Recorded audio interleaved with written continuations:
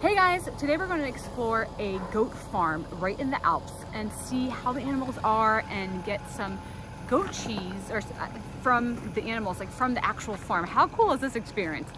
Donc aujourd'hui on visite une chèvrerie dans les Alpes et on va pouvoir voir les animaux, comment ils sont et tout, et également acheter du fromage. C'est génial, non? On y va?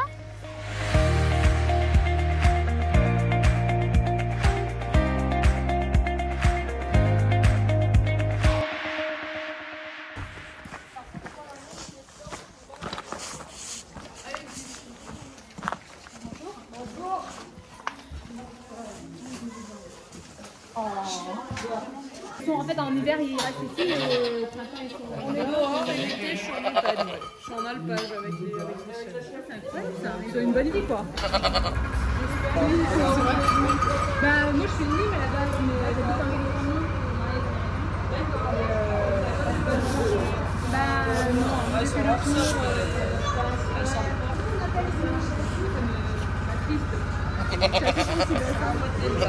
ouais, voilà, c'est ça.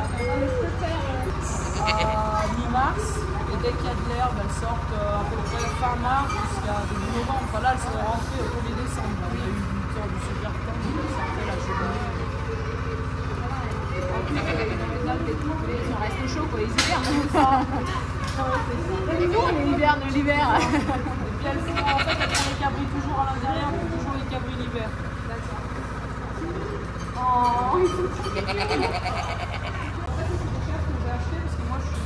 moi, tout ce qui n'est à la maison, elles ont leur corps. Non, voilà, on est commandé quoi. Il y a beaucoup d'élevages type hors sol en fait. Les chèvres ne sortent jamais. Parce que c'est de l'air, elles ne pas. C'est ça. Donc en fait, pour des raisons entre guillemets on va qu'elles sortent pas. Voilà. Moi, mes chèvres, elles font toujours des formes. L'hiver, il y a pas de souplesse. Après, ça, c'est vraiment chacun. Nous, elles ont toutes les formes. Il reste tout avec les chèvres. Ils leur bulle à la naissance. Ils cotérient. Parce qu'en fait, un cabri, là, ils ont un mois, les plus vieux, ils ont déjà 5 cornes. Ça pousse assez vite, hein, la ferme. Et à une semaine, ça a déjà fait la petite bosse, en fait. Et c'est à une semaine qu'ils leur brûlent. Et ils leur brûlent avec des fers, quoi. Donc, déjà, moi, j'ai vu faire une fois le vivant. Ça leur fait mal? Bien sûr. En fait, dans les cornes, il y a du sang qui passe. Il y a une veine. Là, une fois qu'elles ont les cornes, on ne peut pas leur enlever comme ça. C'est un acte vétérinaire pour leur enlever les cornes. Et en fait, elles ont besoin de leur cornes. Ça veut dire. Il y a un bébé chèvre qui est là-bas. Ah bah regarde, hop, ça décoiffe le muscle. Alors, c'est un peu bactère parce que du coup, les petits sortent partout. Bah oui. Ils sont trop mignons. Ils font leur vie. Alors en fait, moi là cette année, ça fait depuis 2013 que je suis installée.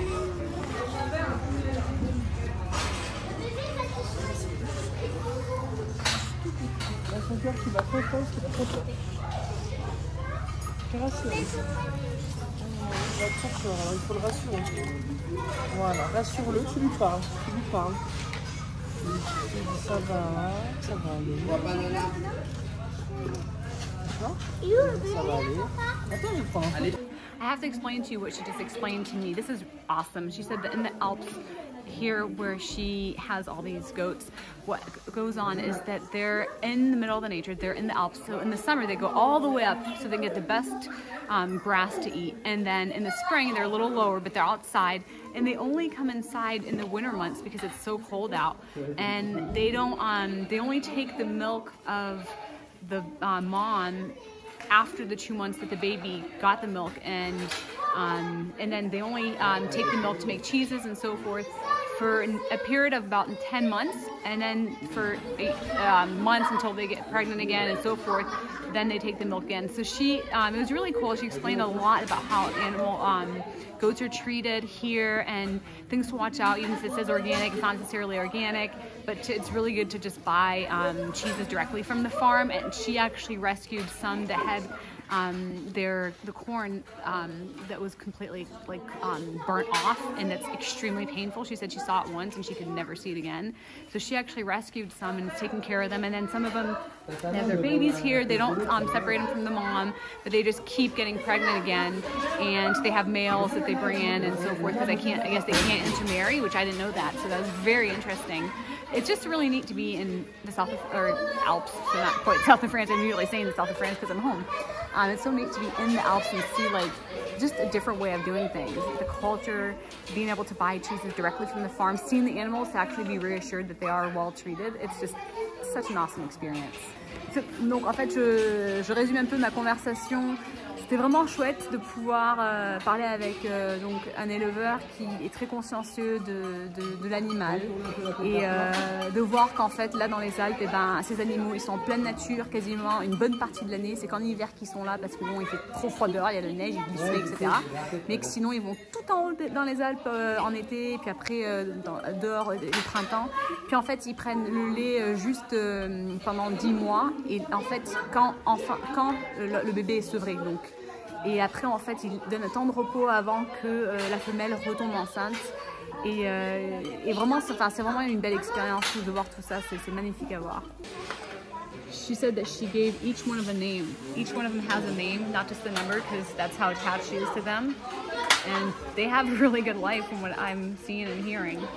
Donc j'adore parce qu'elle a dit qu'elle leur a donné à chacun un nom. C'est pas juste un chiffre, c'est pas juste un numéro comme ça, mais chacun a son propre nom. Moi j'adore voir ça, je trouve ça tellement super quoi de... Voilà, enfin vraiment, elle les aime, elle s'en occupe bien, ils ont une belle vie, c'est d'après ce que je vois et ce que j'entends.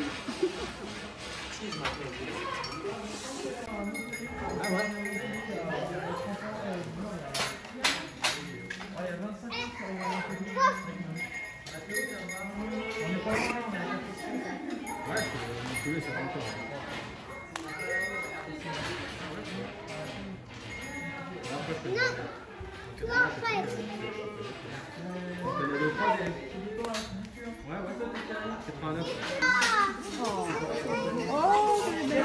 Tiens, tu portes. Et lui, ça. Tu portes comme ça, dur comme ça, voilà. Voilà, comme ça. Rosa. Non, toi, toi. On peut l'appeler Rosa. Now we've seen these animals that each have their own names. We just named 2 actually, pretty cool. One is named after me. Now we're gonna go see them milk these goats and how they make cheese. Donc maintenant qu'on a pu voir ces animaux super beaux qu'ils ont nommés, il y en a même une qui a été nommée après moi. Maintenant on va voir la traite des chèvres. Et c'est comme ça qu'ils font le fromage. Allez! Tu vois, il y a des chefs qui ont passé là, qui vont bloquer là, puis après là. Et vu que c'est le début, il n'y a pas longtemps qu'on attaque, ça manque pas l'habitude. D'accord, we're gonna see how they milk the goats to make the cheese. On va voir comment la traite du lait pour faire du fromage. Allez, viens. Pourquoi tu l'as fait passer là-bas? Ah, elle se bloque, en fait elle est passée sans se bloquer. Je voulais qu'elle se bloque là-bas, mais elle n'a pas pris l'habitude. Voilà. They said that if there's under 20 sheep that need, or sorry, 20 goats that need to be milked, they just do it by hand. Otherwise, there's a specific machine that does it for them, and they eat during that time a specific grain. Donc en fait, s'il y a moins de 20 chèvres, la traite se fait du coup à la main.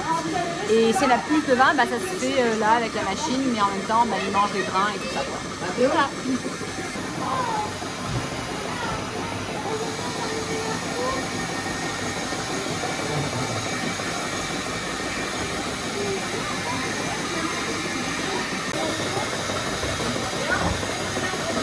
Ça, ils vont profiter que ça, on va parler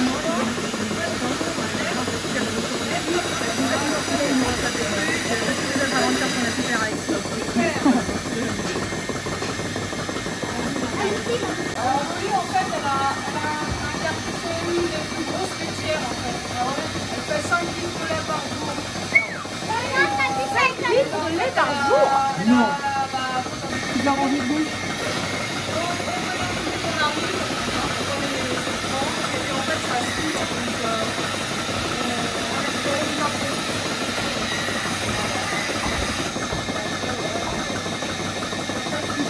C'est pas obligé de...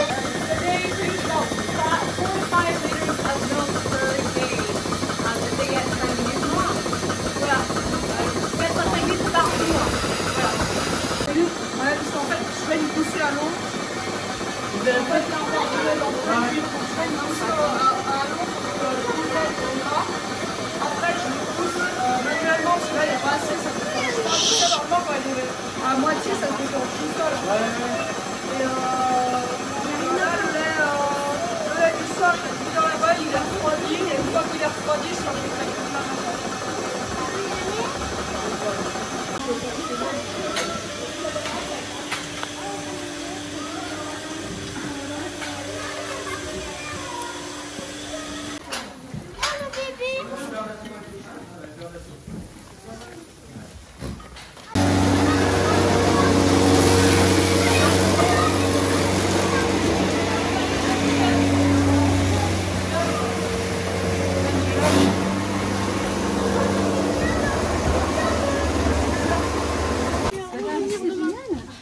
C'est la salle de fabrication. Ah, excellent. Avec le chaudron à gauche. Là. Je vous adore. T'as le chaudron dans le coin. Ah oui. Et la petite boutique, elle est là-bas. Et la belle tome de chèvres. La raclette, non, peut-être? Oui, on va peut-être pas en faire de raclette. On va pas, ok. Hein C'est tout, les Demain, on fait la photo. Peut-être pas la raclette du coup, parce qu'on en a fait hier. Mais du coup, bah oui, ça et. Regarde, t'as la collée. Oh, le blanc, Ça, les ça, enfants, c'est pas vrai. il est plus sec. Ça, c'est la moitié bourré. Florian. Florian, est-ce que les enfants ont compris? Qu'est-ce que c'est ça? Ça arrive d'où ça? Ça arrive d'où? Du lait des chèvres. Bon, c'est bien. Moi, On fait tout ça pour Ils sont bien traités ici, hein. Qu'est-ce qu'on dit? merci. Alice, Alice, Alice, ça, Ça, c'est le plus sec des deux. Du lait des chèvres. Moi, je vais tailler. Oh, il est trop bon. Ah, c'est super bon, hein. Moi, je le laisse pas comme ça. Je vous en recoupé. Ah, il y en a Je un pleure plus, là. pour rien. Regarde. What do you guys think? What a cool experience to be able to go to a farmer, know that the animals are well treated, and contribute to local produce in the sense of like a farmer that sells cheeses and knowing where the source is actually from. That's actually how it should be. I encourage you, if you come at Notre-Dame-de-Bellecombe, actually I think this is in Fumé, village next door, in the Alps in Savoie, to come to this place, la chèvrerie de Gliamery, and come and check it out. Come for a visit, come buy the cheese right here. Donc vous en avez pensé quoi? De pouvoir acheter du fromage de la ferme, de voir que les animaux sont bien traités, ils sont vraiment, on s'occupe bien d'eux, et de pouvoir voir comment est fabriqué le fromage, de pouvoir acheter du fromage carrément sur place. C'est une expérience mais vraiment géniale. Je vous encourage vivement de le faire. C'est près de Notre-Dame-de-Bellecombe, il me semble que ça a Fumé, en tout cas c'est un des villages à côté, en Savoie, donc dans les Alpes. Et du coup, c'est la chèvrerie de la Gliamery. Voilà. Il y a une page sur Facebook également, ils montrent plein d'informations si ça vous intéresse. They have a whole Facebook page as well if you're interested in checking it out. Merci les amis. Let's go on to our next adventure. Prochaine aventure? Allez, on y va.